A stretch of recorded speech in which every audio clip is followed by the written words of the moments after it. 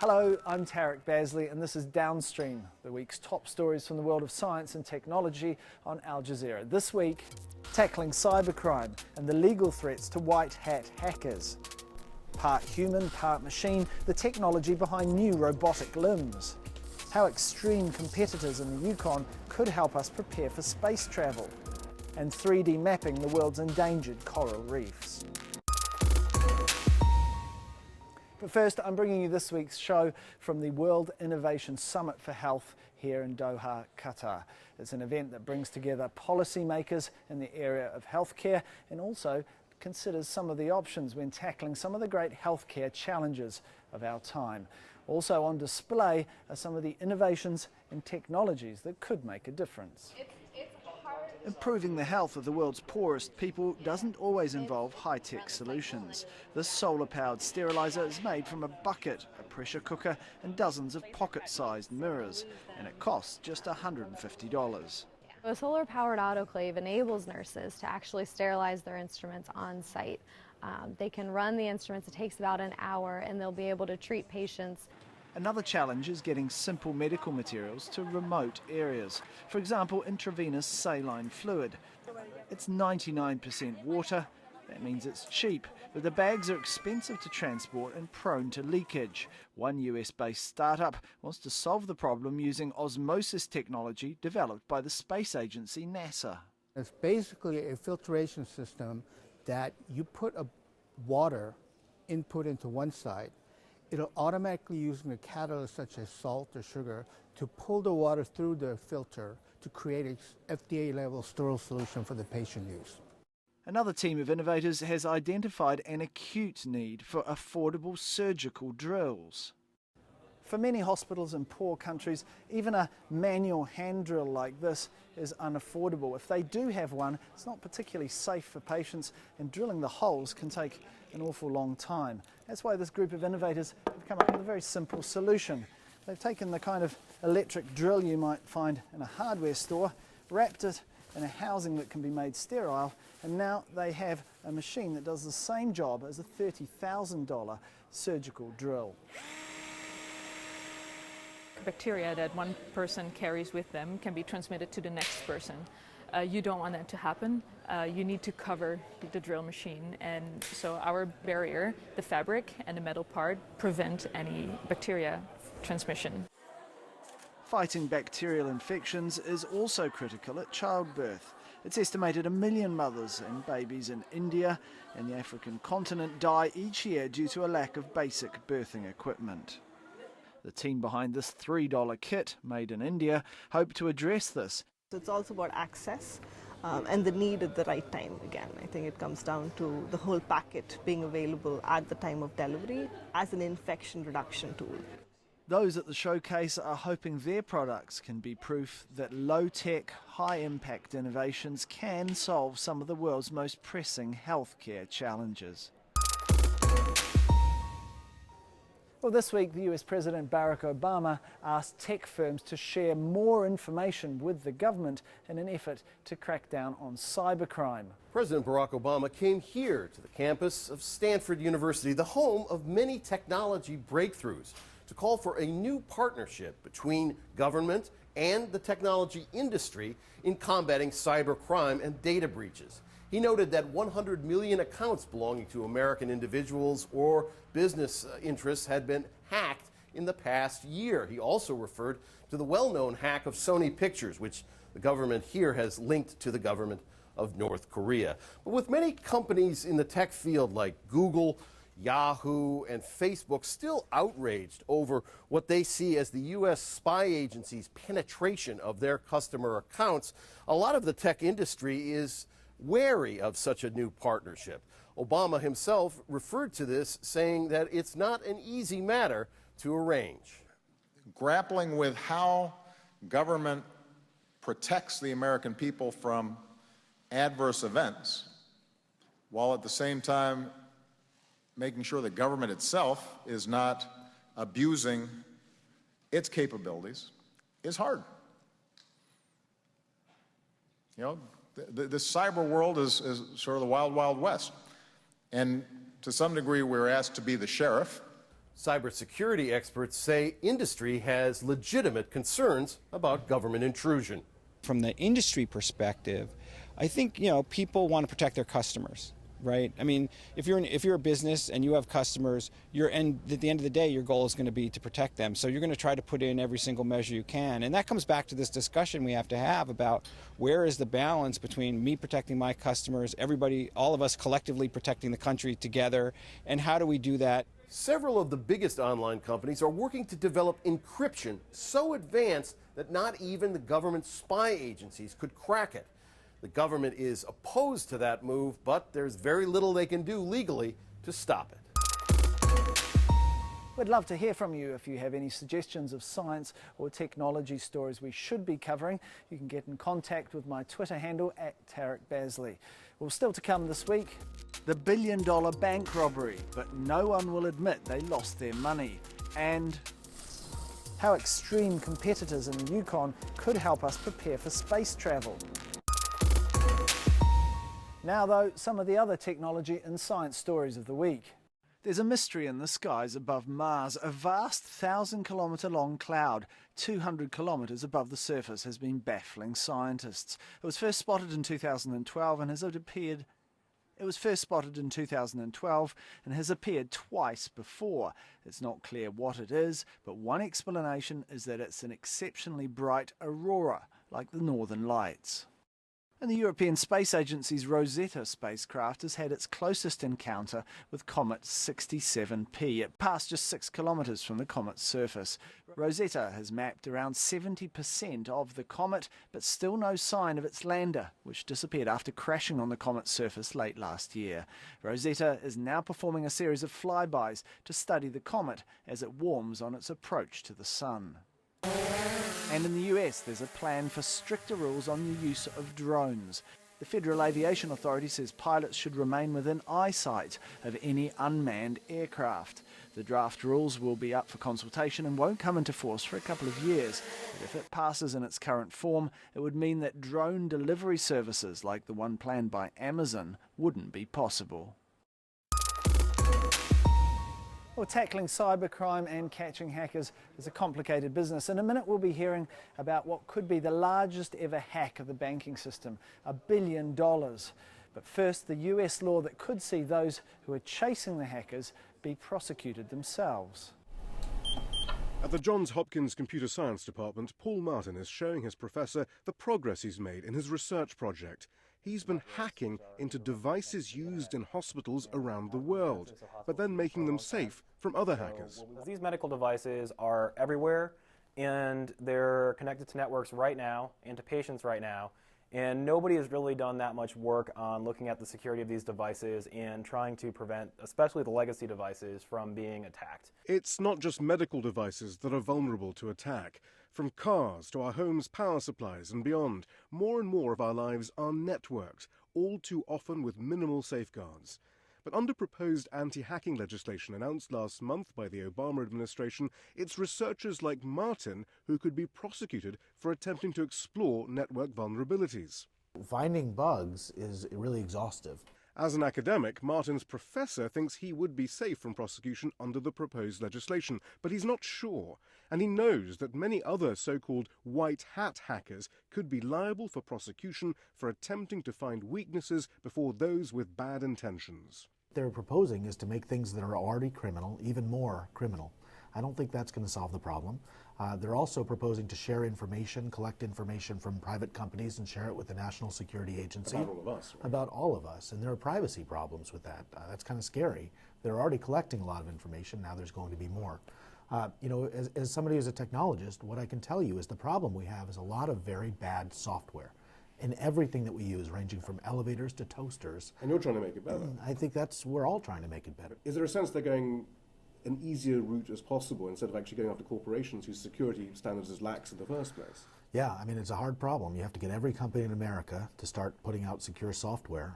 That's a huge uphill battle, whereas just creating a new department in Washington, D.C. is much easier. Since President Obama's proposals were announced, cybersecurity experts like Professor Green have raised the alarm, arguing that they will allow prosecutors to go after the wrong people, even consumers who share their passwords for sites that stream movies, but dangerous hackers would be untroubled. But such is the need to be seen to be doing something about hacking, it's unclear whether the administration is listening to their concerns. This week, a cybersecurity company gave details of what could be the largest ever hack of the banking system. $1 billion taken out of not the accounts of customers, but of the banks themselves. And they say this group of criminals who's been doing this have targeted over 100 financial institutions and banks over the last 2 years. And they appear to be more interested in the money they're taking rather than personal data. It's one of the biggest bank heists ever, carried out with keyboards instead of guns. A Russian security firm says a sophisticated gang of cyber criminals managed to hack into banks all over the world and steal up to $1 billion in the past 2 years. To pull off something like this, the team doesn't have to be hundreds of people. You know, what we see typically is, a bunch of technologists numbering in like low tens, if that. Banks in up to 30 countries were hit, but especially in America, Germany, Russia, Ukraine, and China. The thieves apparently took their time, hacking into banks' computer systems and spending months learning how they worked. Then the cybercriminals took millions by inflating bank account balances, transferring money out online, or even ordering ATMs to simply start dispensing cash. Often the banks didn't even notice. The reality is, and I think that organisations have to be prepared for this, if someone wants to get in, they likely will. The criminals allegedly stole no more than $10 million in each raid, but often took smaller amounts to avoid tripping alarms. Authorities in several countries are investigating, but the banks hit haven't come forward. Canada's frozen north this week played host to one of the most extreme events in the sporting calendar, the Yukon Arctic Ultra. It sees athletes travelling 690 kilometres across frozen wasteland from the start to the finish line. And along for the ride this year were a number of scientists looking at how such extreme temperatures affect the human body. Racers in the Yukon Arctic Ultra spend days, weeks even, crossing landscapes like this. Seemingly endless expanses, temperatures that can freeze exposed skin, staying on the move, taking food and water, managing your pace. Then there's the long northern winter's nights. It's colder, you're alone, and you have to choose. Do you keep going and get fatigued, or sleep and risk hypothermia? It's a constant challenge, and it frightens even frontrunners. It was so tremendously cold. It was about minus 50, 51, 52, I don't know, and I was freezing. And I kept going at a real high speed, but I didn't get warm at all. Impossible. After that horrible night, the current race leader is tested by a scientist from Berlin Center for Space Medicine. Heart rate, sleep patterns, and body weight are measured. He fills in a questionnaire about his state of mind. 3 others are taking part as well. The basic idea, of course, is to increase mankind's knowledge, to put it in a broader perspective, about the human physiology, the adaptability of the human body. It just shows us what is possible. Isolation, endurance, and of course extreme conditions, the cold, all of these are relevant to greater understanding of the human body and finding out what it might be like for human beings in space. While a Yukon winter at its worst isn't nearly as severe as what's beyond Earth's atmosphere, it is a handy proving ground for techniques and technology that might one day be part of space exploration, and crucially, the return of those space explorers to their home planet. Astronauts are required to do, survival courses and survival training, and, it's quite possible, it's my hope that this study might help to increase their chances of survival should they end up in an environment like this one. For most runners, this is a race against time, weather, and other competitors. But for scientists, a chance to explore something little known, how fragile human bodies can and do survive extreme stress. It's the stuff of science fiction, part human, part machine, and a new type of surgery is making it possible. It's called osseointegration, and it gives people who have lost their limbs the possibility of robotic replacements. In 1998, Jed Christie lost his leg when pipes collapsed on him at a building site. After 17 years struggling with a prosthetic limb, which often rubbed his skin sore, Christie travelled from the UK to Australia for pioneering surgery to give him one of the world's first integrated mechanical legs. Even just putting the leg on traditionally would take 10-15 minutes to put it on properly, whereas this will just be a case of clip it on, off you go. Part of Christie's new robotic leg has been surgically implanted into his body. It works with residual muscle and nerves to give him feeling. If I tap as simple as this, Yeah, I can feel that. Jet can feel it. So they regain the ability to feel the ground. The surgery involves drilling into the bone above where a limb has been removed and inserting a titanium rod in the cavity. Surgeon Munjid Al-Maduris grew up in war-torn Iraq and saw how people struggled with artificial limbs. But it was Hollywood that inspired him. In 1984, I watched the Terminator, the movie, and I was fascinated about how a human being can be part machine, part human. And I always had that dream, and now this dream's becoming true. When, under Saddam Hussein, surgeons were ordered to remove soldiers' ears as punishment for desertion, Al-Maduris fled by boat to Australia. He's now a world-leading osseointegration surgeon. Last June, Paula Gowland fell off her bed while putting up curtains. She broke her leg so badly that, after complications, it had to be removed.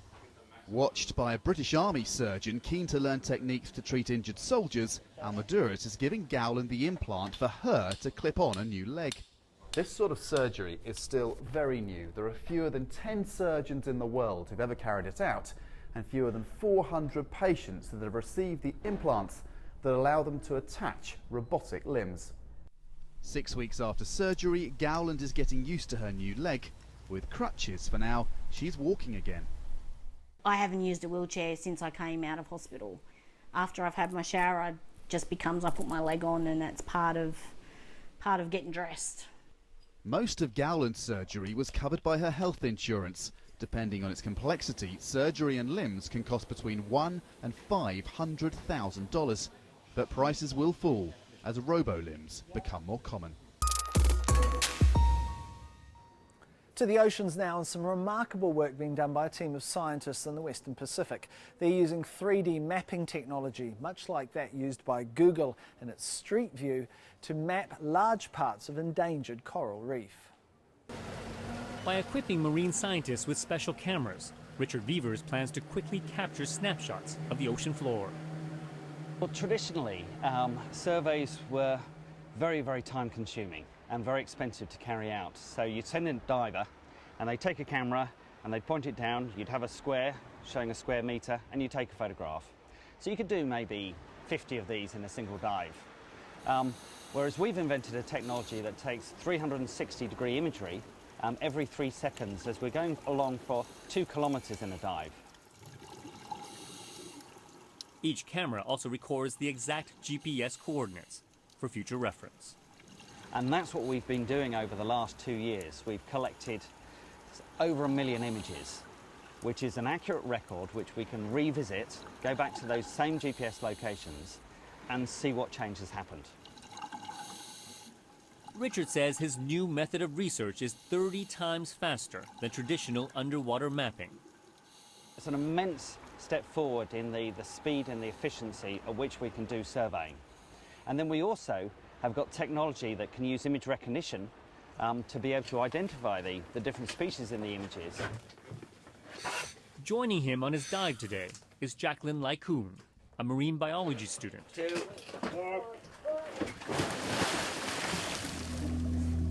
The kit he's brought for her is a stripped-down model made for local communities to use.